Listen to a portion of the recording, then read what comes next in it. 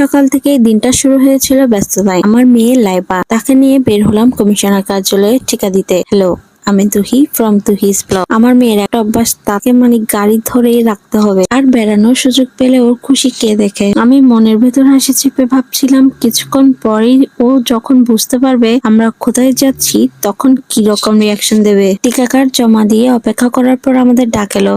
আমি জানতাম টিকা দেওয়ার মুহূর্তটা একটু কঠিন হতে পারে। টিকা দেওয়ার সময় লাইভা একটু কাঁদলো ঠিকই, তবে সেটা বেশি সময়ের জন্য নয়। অল্প সময় পরে সে আবার নিজে খুশি মেজাজে ফিরে এলো, যেন কিছুই হয়নি।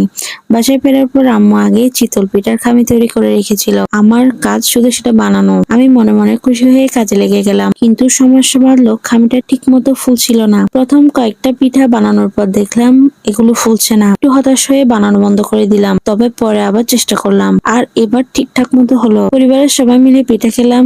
লাইবাও তার নিজের মতো করে পিঠা খেতে চেষ্টা করলো। ওর ছোট ছোট চেষ্টাগুলো দেখে মন ভরে গিয়েছিল। দিনের শেষে এই ছোট ছোট আনন্দই যেন জীবনের আসল সৌন্দর্য। লাইবার টিকা দেওয়ার অভিজ্ঞতা আর চিতল পিঠা বানানোর কাহিনী আজকের দিনটাকে স্মরণীয় করে রাখলো। জীবনে এমন অনেক ছোট ছোট মুহূর্ত থাকে যা আমাদের হৃদয়কে ভালোবাসায় ভরিয়ে দেয়। তো আজকের জন্য এতটুকুই। আপনারা সবাই ভালো থাকবেন, আমার পেজটাকে লাইক দিয়ে পাশে থাকবেন। আল্লাহ হাফেজ।